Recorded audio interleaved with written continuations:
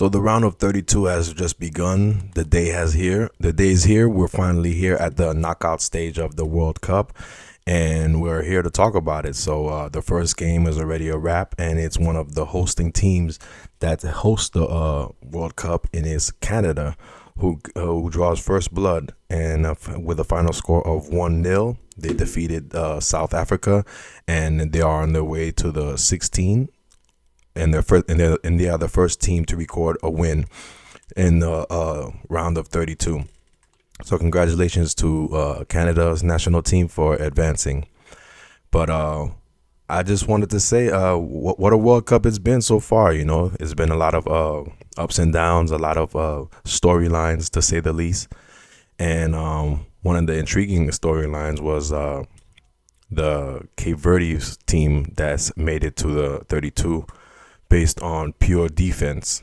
They've managed to score some offense as well, putting up 2 points against Uruguay. But for the most part, they've defended their turf and they've defended their ground, and they've not allowed anyone outside of them to score on that team. So they have been a great surprise, and they're supposed to be playing the Argentina national team, which is considered a David versus Goliath matchup. So that's supposed to be coming up later on this week. But definitely just wanted to pinpoint that Canada has advanced, the first team to advance right now, and definitely making some noise and some traction during this World Cup, along with Mexico and the United States, who also two other teams that have advanced to the next round of 32. That's going to definitely be playing this week. So hats off to the home team. Like I said, they drove first blood, and they defeated South Africa 1-0. And to go on with some other notable matches that's going to be going on throughout the week, we have tomorrow's slate will be Brazil going up against the land of the rising sun, Japan, and also Germany, who's going to be fending off against Paraguay. And also we will have the Netherlands and Morocco. Netherlands and Morocco will go at 9 o'clock. So the time frame is going to be Brazil and Japan at 1 p.m. Eastern time, Germany and Paraguay 4:30 Eastern time, and Netherlands and Morocco will be at 9 o'clock Eastern time. And the next rounds at that you have Tuesday, June 30th at 1 o'clock. You have Cote d'Ivoire versus Norway, and at 5 o'clock on Tuesday we're going to have France and Sweden. And at 9 o'clock on Tuesday, we're going to have Mexico and Ecuador. And also on Wednesday, we're going to have England versus DR Congo, the Republic of Congo, excuse me. That's going to play. They're going to play at 12 Eastern time. And Belgium and Senegal, we're going to play Wednesday, July 1st at 4 o'clock. And then the United States is going to play against Bosnia Herzegovina. I don't know if I pronounced that. I know I didn't pronounce that right, but in short, Bosnia. They're going to be playing them at 8 o'clock, and that's going to be a primetime game at 8 o'clock Wednesday night. On to Thursday, Spain's going to be playing against Austria at 3 o'clock in Eastern time, and Portugal will be playing against Croatia Thursday, 7 o'clock Eastern time. And we also have Switzerland is going to play Algeria, and that's going to be a late night game on Thursday, July 2nd at 11 p.m. Going on to the Friday game, we're going to have on July 3rd, we're going to have Australia play against Egypt, and the game that everybody's going to be looking at, the whole world is going to be watching, the David versus Goliath match that I mentioned earlier, is going to be Argentina versus Cabo Verde at 6 o'clock p.m. July 3rd. That's going to be the match right there. And also we're going to have Colombia and Ghana play at 9:30 July 3rd. And on the 4th will be the continuations of the round of 16. So the 4th will continue the round of 16. We'll have a clear picture of there. But right now it's just Canada is the first team to draw blood. They're the only game that played today. So the elimination has already started, and I just broke down the full slate. So tell me what you think. Who you think has the chance to advance in this tournament right now? You know, the elite teams are set. And right now, like I said, Canada has drawn first blood. They've eliminated South Carolina.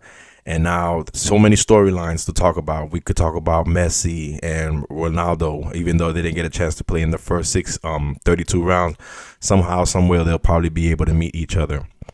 You have a potential Brazil versus Argentina that might lead up in the semifinal round. And depending on how they do fare against Cabo Verde on Friday. And you have just so many other storylines. It's a great atmosphere. I feel the United States has done a very well job marketing and pushing the World Cup because it's getting a lot of traction, a lot of storyline, especially on social media, on Instagram. I'm seeing a lot of posts, a lot of fanfare, and a lot of celebration, not too much violence. I see a couple of fights here and there, but even though either the algorithm is not pushing the violence or there's no violence at all, you might see a couple of fights there. But I even saw a video where Haiti and Morocco was playing, and 1 minute they were fighting each other, throwing straight punches, and the next thing you know, at the end of the game, they were celebrating with each other. And that's another thing. A lot of teams that made it to the World Cup, they're celebrating that they're there, and a lot of teams came through with pride. Case in point, Haiti, who hasn't played in the World Cup since 1974, came in with all the pride in the world. They came with people came with their bags packed, and they came with drone. They came in drones. They celebrated, and they were there and support of the Haitian national team. Although they didn't advance, but they were able to score 2 goals, more than any goals that they ever scored in the World Cup, and they were able to fend off less goals than they did the last time they were in the World Cup in 1974. So hats off to the Haitian team.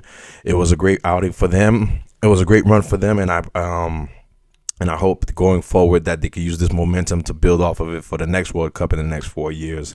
And hats off to all the other teams, all the underdogs who's made names for themselves and made storylines for themselves. Hats off to y'all. Cabo Verde, Senegal, the District of Congo. They've made storylines with the guy that stands as the statue of their founding father, or a representative of Congo. I'm not sure exactly what he stands for, but he's a man of importance. He has a statue in the District of Congo, and this guy, he's there. He stands there, and he stands with the salute, and he's very well active with them. I know there was some issues that he might not have been able to get into the States or something like that, but I have to make sure. But I have to do more research on that. I haven't really looked into that to follow up on that, though. But it's just one of many storylines that the World Cup has to offer, and I'm just glad that I was able to be a part of it. And I'm glad I'm able to bring it to you on the WD Sports Lounge. So hopefully you enjoyed this video. Hopefully you enjoyed this content. And if you did, let me know what you think on the comment section. Let me know who you rooting for. What team do you think is going to make it all the way to the finals and win the World Cup? If you're watching this, let me thank you very much for getting to this far. Don't forget to like, share, subscribe, and turn the notification bell in so you can get all the notifications as we continue to not talk about football in the World Cup, but we're going to also be talking about other sports elements. There's a lot of activities going on in the NBA, a lot of things going on in wrestling. Obafemi just won the King of the Ring.